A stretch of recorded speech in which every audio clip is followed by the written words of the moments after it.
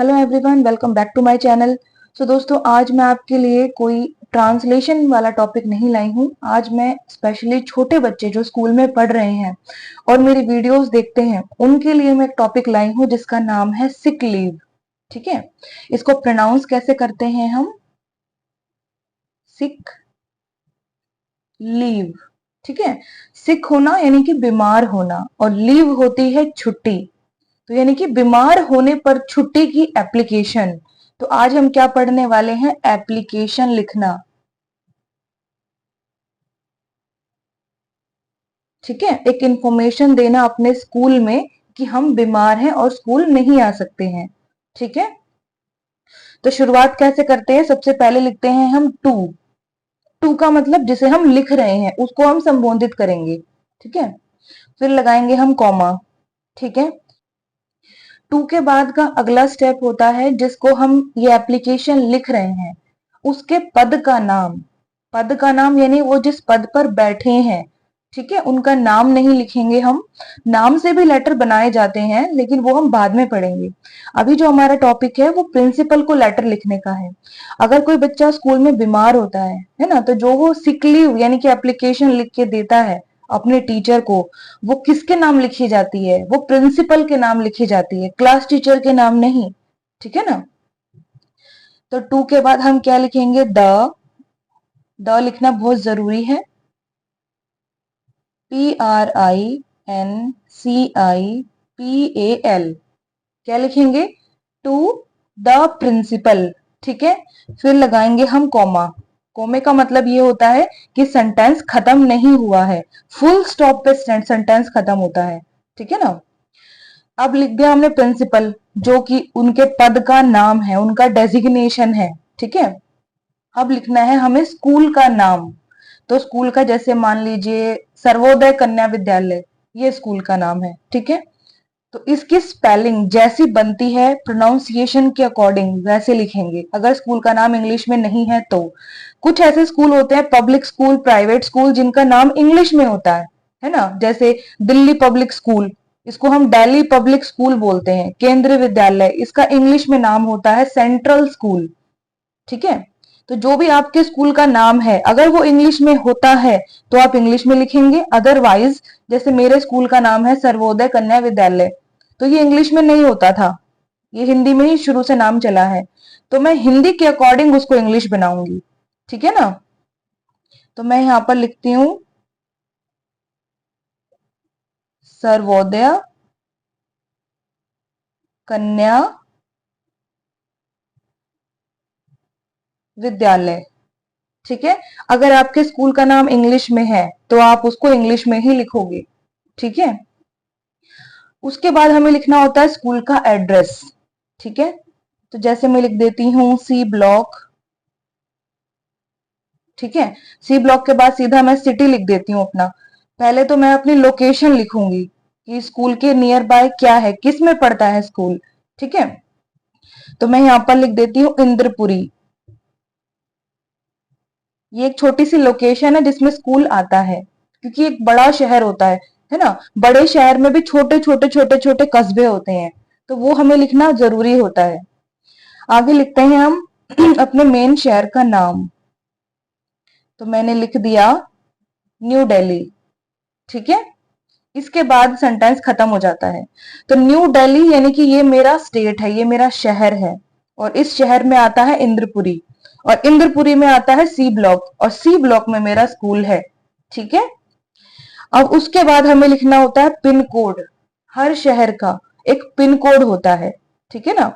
तो शहर के साथ साथ जो छोटे छोटे डिस्ट्रिक्ट होते हैं, छोटी छोटी जगह होती है, उनका भी पिन कोड बदलता रहता है। तो न्यू दिल्ली, न्यू दिल्ली में जो मेरा इंद्रपुरी है, ठीक है, उसका पिन कोड मेरा पड़ता है 110028। ये मैं एज्यूम करके लिख रही हूँ, सपोज करके लिख रही हूँ। ठीक है ना, काल्पनिक है ये चीजें, रियलिटी नहीं है। मैं आपको सिर्फ लिखना बता रही हूँ कि जो स्टेट है, ठीक है, उस स्टेट में वो जो आपका एरिया पड़ रहा है, लोकेशन पड़ रही है, उसका जो भी पिन कोड है आप यहां पर वो लिखेंगे। ठीक है, यहां पर लगाएंगे हम फुल स्टॉप।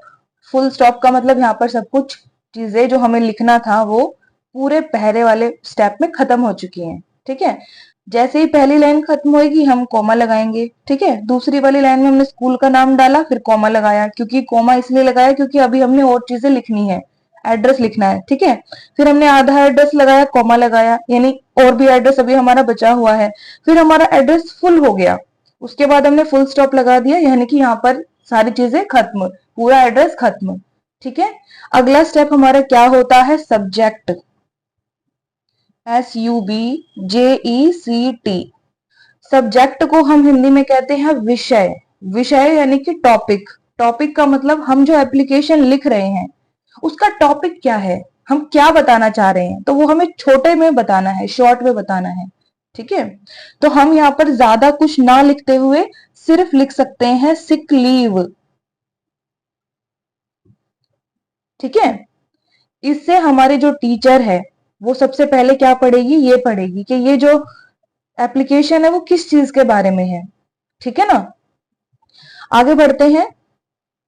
अब हमें लिखना होता है संबोधन, यानी कि सैल्यूटेशन, यानी जैसे हम नमस्कार करते हैं या फिर किसी को रिस्पेक्ट देते हैं तो हम सबसे पहले क्या शब्द लिखते हैं, तो हम लिखते हैं रिस्पेक्टेड मैडम।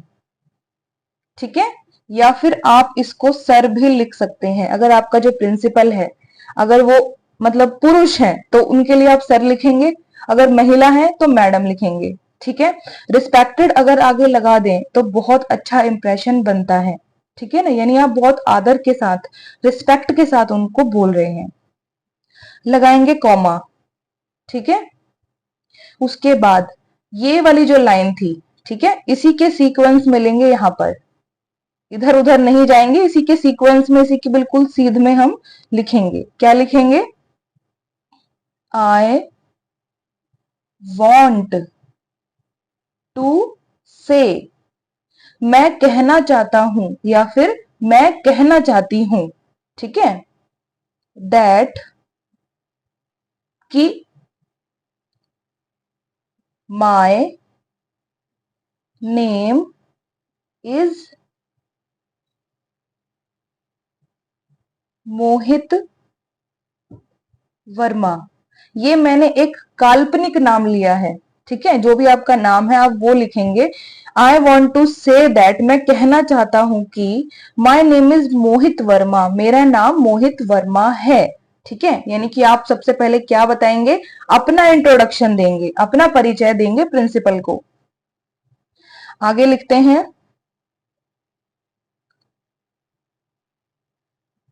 एंड, यहां पर लगा देते हैं हम वर्मा के बाद कोमा। ठीक है, यानी कि सेंटेंस अभी खत्म नहीं हुआ है, और कोमा के बाद जो भी पहला लेटर आता है वो शॉर्ट में आता है, छोटी एबीसीडी में आता है। अगर आपने फुल स्टॉप लगा दिया तो फिर आपको बड़ी सी एबीसीडी लिखनी पड़ेगी। ठीक है ना, यानी कि जो भी लेटर आपने लिखा है, जो भी वर्ड लिखा है उसका पहला लेटर वो कैपिटल होगा। तो हमने तो कॉमा लगाया था तो हम तो शॉर्ट में ही लिखेंगे। एंड आई एम, अब ध्यान से सुनिए, जब भी सेंटेंस में आई आता है, ठीक है, कहीं पर भी आए तो वो बड़ा ही लिखा जाता है। ठीक है, छोटा नहीं लिखा जाता। अब लिखते हैं हम अपने क्लास का परिचय, हम कौन सी कक्षा में हैं। ठीक है, आई एम अ स्टूडेंट, मैं एक विद्यार्थी हूं, ऑफ क्लास 5th ए। ठीक है, एंड और I am a student of class 5th A. अब क्लास जो है मेरी 5th है, लेकिन section A B C D बहुत सारे स्कूलों में अलग अलग होते हैं, तो वो आप अपना सेक्शन लिखोगे, यानी कि मैं इस क्लास का या फिर इस कक्षा की स्टूडेंट यानी कि विद्यार्थी हूं। ठीक है, अब लगा देंगे हम फुल स्टॉप, यानी कि ये वाली लाइन हमारी खत्म हो गई, हमने अपना परिचय दे दिया कि हमारा नाम क्या है और हम कौन सी क्लास में पढ़ते हैं वो भी हमने बता दिया। ठीक है, अब हमारा अगला स्टेप क्या होगा, अब हम लिखेंगे अपनी प्रॉब्लम, जो हमें समस्या है। ठीक है, I am suffering, SUFFERING, suffering. Suffering का मतलब पीड़ित होना किसी भी चीज से।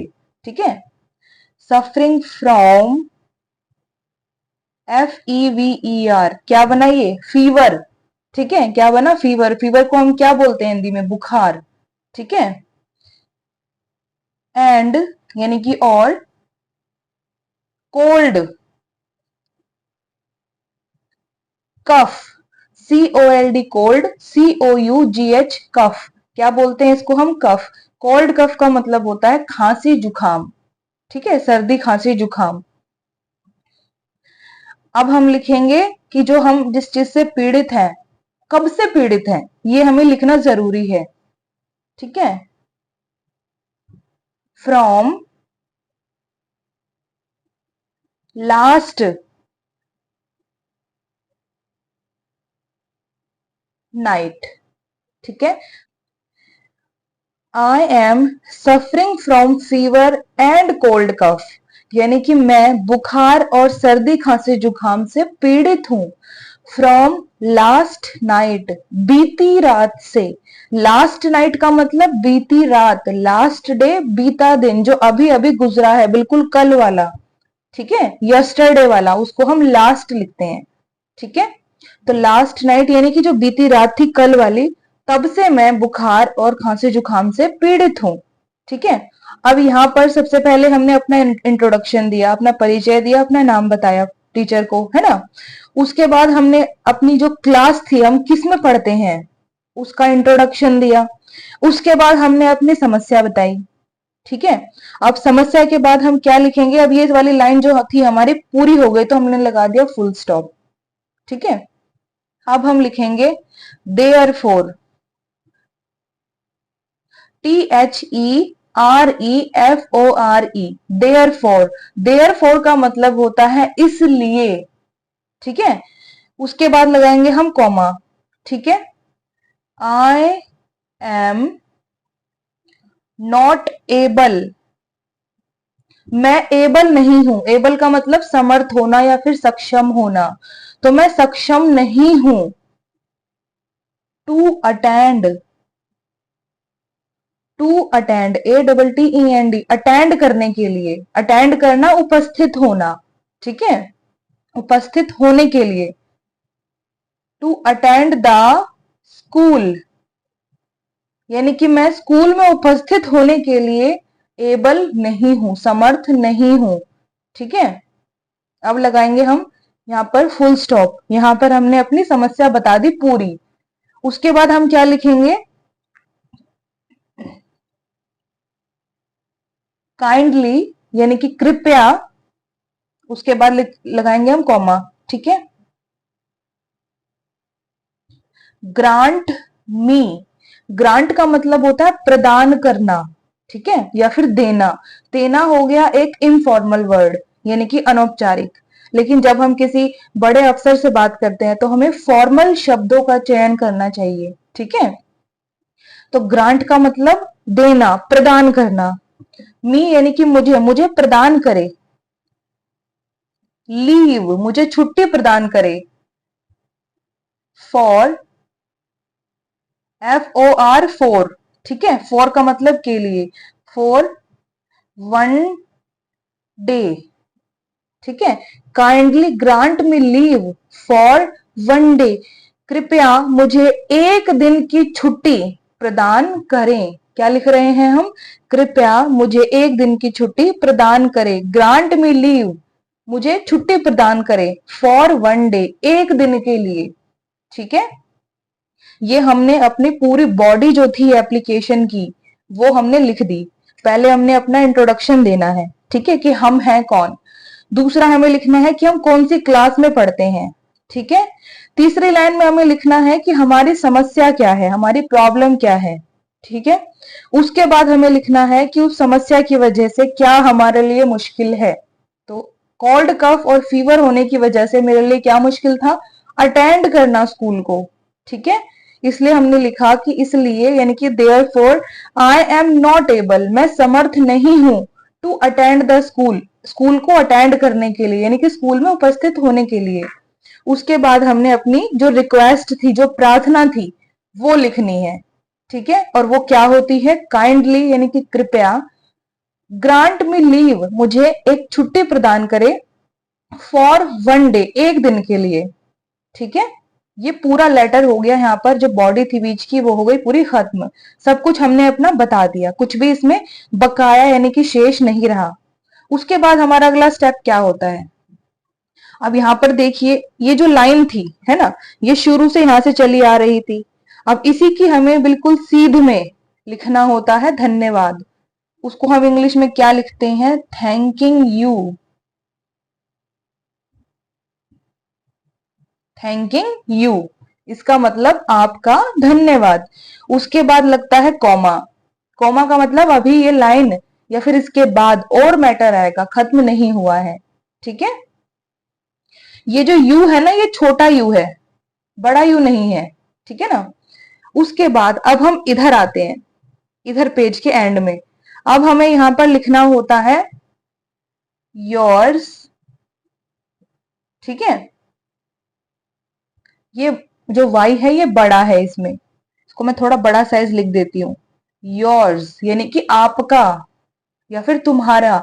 अब इंग्लिश में आप और तुम दोनों को ही हम यू बोलते हैं, हिंदी में तो आप और तुम हमने अलग अलग बोला, लेकिन इंग्लिश में आप के लिए अलग कोई चीज नहीं होती, कोई दूसरा शब्द नहीं होता, तो उसको भी हम यू ही बोलते हैं। तो योर्स यानी कि आपका या फिर तुम्हारा, ठीक है। अगला शब्द लिखना होता है हमें OBEDIENTLY, ओबीडियंटली। कैसे पढ़ेंगे इसे हम, मैं यहाँ पर हिंदी लिख देती हूँ, ओबीडियंटली, ओबीडियंटली, ठीक है। ओबीडियंटली का मतलब होता है आज्ञाकारी, आज्ञाकारी यानी कि आज्ञा मानने वाला, ठीक है। यानी कि हम अपना इसमें अब लिखेंगे नाम, योर्स ओबीडेंटली यानी कि आपका आज्ञाकारी। अब यहाँ पर हमने अपना नाम लिखना है, तो नाम हमने शुरू में क्या लिया था, मोहित वर्मा, तो यहाँ पर हम अपना नाम लिख देते हैं, मोहित वर्मा, ठीक है। उसके बाद लिखेंगे हम अपनी क्लास, जो कि क्या थी, 5th A, रोमन में लिखना होता है हमें, जो भी क्लास का नाम होता है ना, 1 2 3 जो भी हमारी क्लास है, फर्स्ट सेकंड थर्ड, उसको हमें हमेशा रोमन में लिखना होता है, न्यूमेरिकल में नहीं लिखेंगे, जैसे 1 2 3 इस तरीके से नहीं लिखा जाता है कभी भी, क्लास हमेशा रोमन में ही लिखना चाहिए, ठीक है। आगे बढ़ेंगे। अब ये हमने अपना पूरा परिचय दे दिया, ठीक है। इसके बाद हम डालेंगे डेट, आज की डेट, ठीक है। तो जैसे आज कोई भी डेट मान लीजिए आज है 10 अक्टूबर, अक्टूबर होता है हमारा 10वां महीना, ठीक है। तो 10/10, उसके बाद हम अपना साल लिख देते हैं 2024, डेट मेंशन करनी बहुत जरूरी होती है, ठीक है। अब ये पूरी एप्लीकेशन हो गई खत्म, लेकिन ये प्रॉपर तरीके से अभी खत्म नहीं हुई है। हमने अपनी टीचर यानी कि प्रिंसिपल को ये लेटर लिखा कि हमें ये प्रॉब्लम है, इस वजह से हम स्कूल नहीं आ सकते हैं, ठीक है। मैं इसको आपको छोटा करके दिखाती हूँ, तो ये पेज को मैंने थोड़ा छोटा कर दिया आपको दिखाने के लिए। तो सबसे पहले हमें टू लिखना होता है यानी कि सेवा में, ठीक है। द प्रिंसिपल यानी कि जो सबसे बड़ी हमारी टीचर है, अध्यापिका है, उनका पद का नाम लिखेंगे हम, ठीक है। सर्वोदय कन्या विद्यालय स्कूल का नाम लिखेंगे और स्कूल का पूरा एड्रेस शुरू से लेके आखिर तक, ठीक है, कि छोटे कस्बे से कौन सी बड़ी जगह है, फिर उससे बड़ी जगह कौन सी है, सब कुछ उसमें हमें मेंशन करना है, ठीक है ना। उसके बाद हमें लिखना होता है सब्जेक्ट यानी कि हमारा विषय क्या है, विषय यानी कि हमारे पास क्या वजह है लेटर लिखने की, एप्लीकेशन लिखने की। तो हमारी वजह क्या है, सिक लीव यानी बीमार हो गए हैं हम, उसके लिए हम लीव की एप्लीकेशन लिख रहे हैं, ठीक है। उसके बाद हमें लिखना होता है सैल्यूटेशन यानी कि संबोधन, कि हम जिसको लिख रहे हैं उससे हम बोलेंगे कैसे, शुरुआत कैसे करेंगे। तो हम लिखेंगे रिस्पेक्टेड मैडम या फिर सर, ठीक है, यानी कि आदरणीय अध्यापिका या फिर अध्यापक, ठीक है।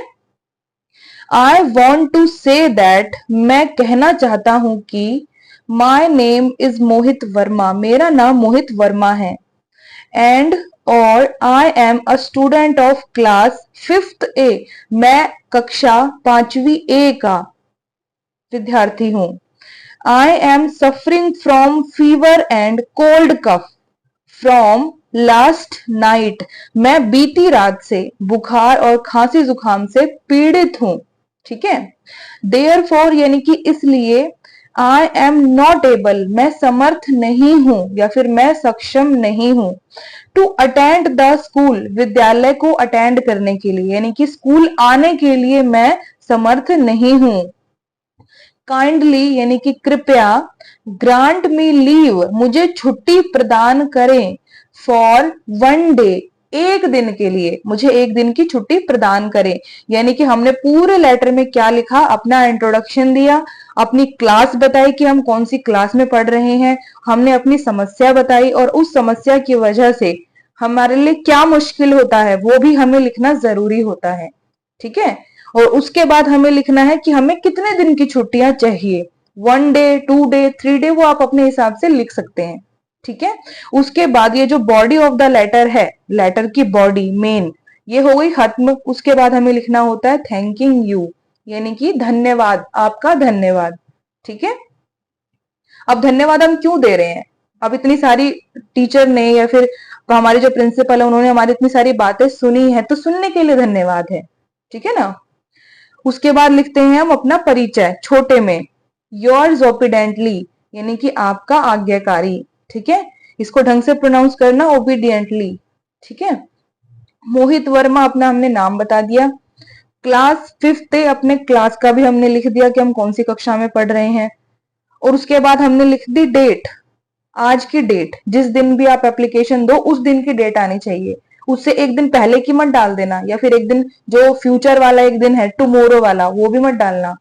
जो दिन चल रहा है, जिस दिन आप देकर आ रहे हो एप्लीकेशन, वही दिन की आप डेट लिखेंगे। ठीक है। इसके बाद एक और स्टेप होता है जो बहुत ज्यादा जरूरी होता है, ये तो आपने अपनी तरफ से पूरा बना दिया। ठीक है। और आप हो स्कूल में, स्कूल में आप पढ़ने वाले बच्चे हो, तो आप इतने बड़े तो हो नहीं कि आप लिख दोगे और प्रिंसिपल मान जाएगी, है ना।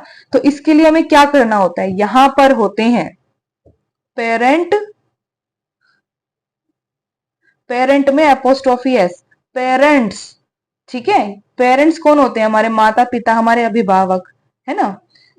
उसके बाद लिखते हैं हम सिग्नेचर, क्या लिखते हैं हम, सिग्नेचर। सिग्नेचर का मतलब हस्ताक्षर। ठीक है। पेरेंट्स सिग्नेचर, यानी कि हमारे जो माता पिता हैं, माता या फिर पिता, दोनों में से किसी एक के यहाँ पर हस्ताक्षर होने चाहिए। ठीक है। जैसे मैं, ये मोहित वर्मा कोई स्टूडेंट है, ठीक है, मैं उसकी मदर हूं, तो मैं अपना नाम यहाँ पर ऐसे लिख देती हूँ, मैंने अपने नाम के इसमें साइन कर दिए। ठीक है। तो कहने का मतलब ये होता है कि पेरेंट के सिग्नेचर हमेशा सिक लीव पे होने जरूरी हैं, यानी कि आप अपने माता पिता की अनुमति के साथ स्कूल की जो टीचर है या प्रिंसिपल है उससे छुट्टी की मांग कर रहे हो। तो यहाँ पर जो हमारे प्रिंसिपल है उसके लिए ये चीज समझनी आसान हो जाती है कि बच्चा छुट्टी करके घर में ही रहने वाला है या फिर पेरेंट के साथ ही होगा।